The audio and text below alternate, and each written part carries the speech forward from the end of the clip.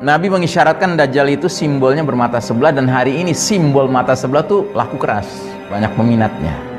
Di antaranya uang $1 Amerika Serikat jelas-jelas ada mata sebelahnya. Ya, Anda lihat kan di sini kan? Ini mata sebelahnya nih. Di tengah-tengah laut Mediterania ada sebuah pulau pribadi milik seorang artis kenamaan dunia. Dia bikin rumah pribadi bentuknya mata sebelah. Pernah ada sebuah reality show di televisi nasional Indonesia dikasih nama Big Brother, simbolnya mata sebelah. Terus di Australia, di kota Sydney, pada malam tahun baru perpisahan peralihan 2012 ke 2013 ya kan, pas tengah malam jam 00.00 ya kan, tiba-tiba di jembatan Sydney yang terkenal itu muncul sebuah lampu yang berbentuk mata sebelah. Ini kebetulankah ini? Ya. Kalau saya nggak pernah setuju dengan teori kebetulan. Saya memandang ini semua sifatnya by design. Ya, ada yang merancang.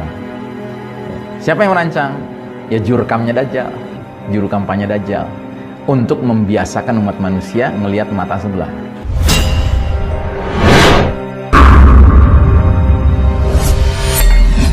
Tanda-tanda sudah dekat saat keluarnya Dajjal. Ada beberapa dalil dari Nabi SAW yang mengisyaratkan bahwasanya sekarang ini kita sudah berada di masa dekat saat keluarnya Dajjal. Yang pertama, hadis yang berbunyi la yakhrujud Dajjal hatta yadhhalan nasu an dzikrihi wa hatta tatruka la'immatu zikrahu 'alal manabir.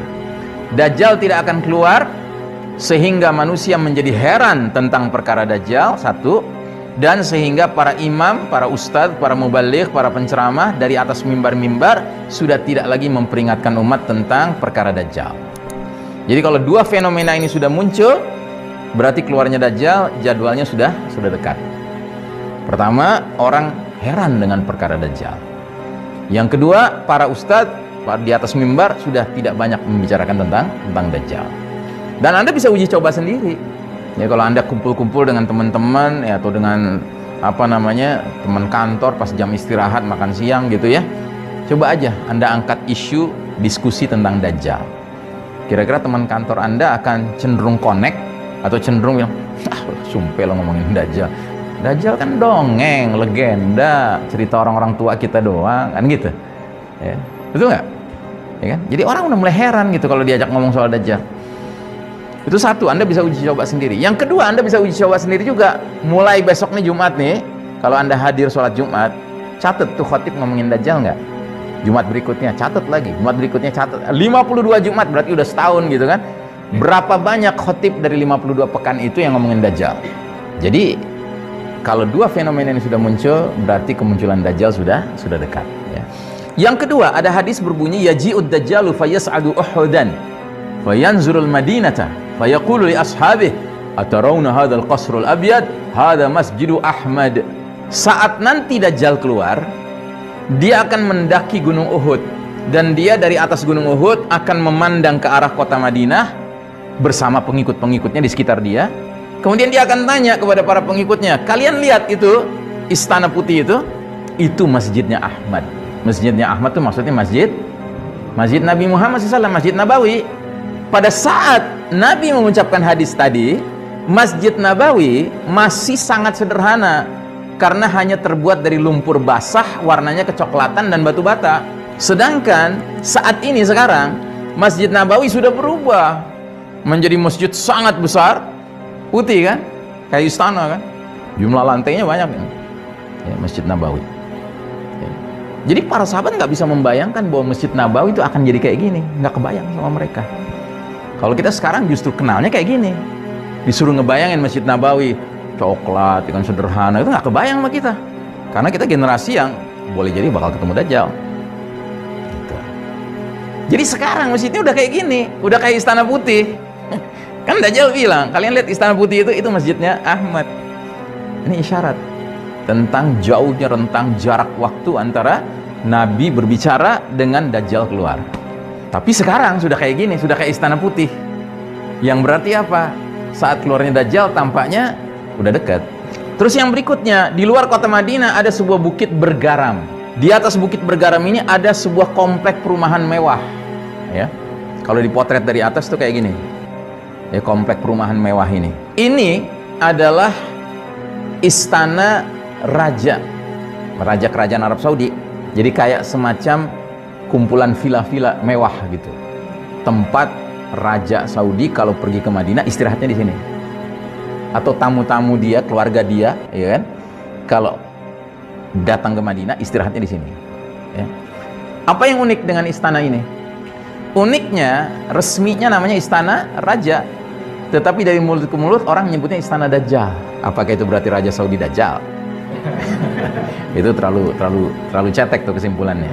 Kenapa disebut begitu? Karena ada hadis mengatakan, saat tadi si Dajjal dari atas bukit Uhud ngelihat ke kota Madinah terus bilang, kalian lihat istana putih itu masjidnya Ahmad. Dia terus turun, dia berusaha masuk kota Madinah, nggak bisa, dijaga para malaikat. Akhirnya dia pergi ke bukit bergaram. Ini tempat ini. Dia pukul serambinya. Pukulan dia kepada bukit, kepada istana itu, ya kan? Perumahan itu, serambinya menyebabkan kota Madinah bergetar, gempa 3 kali.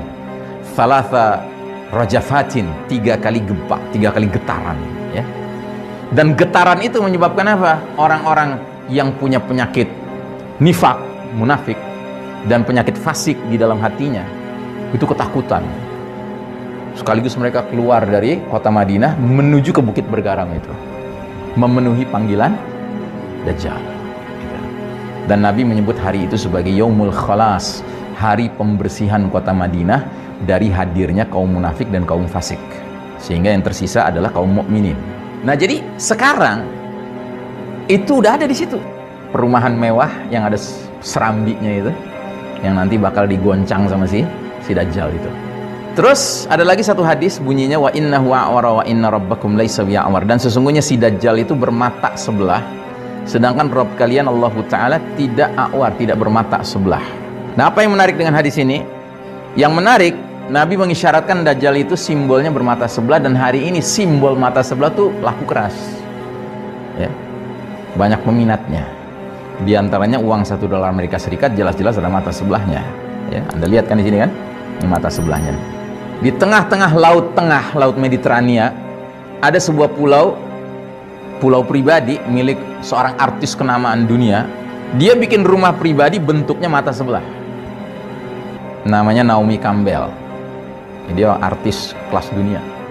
Pernah ada sebuah reality show di televisi nasional Indonesia dikasih nama Big Brother, simbolnya mata sebelah. Ini mata sebelah ini laku banget.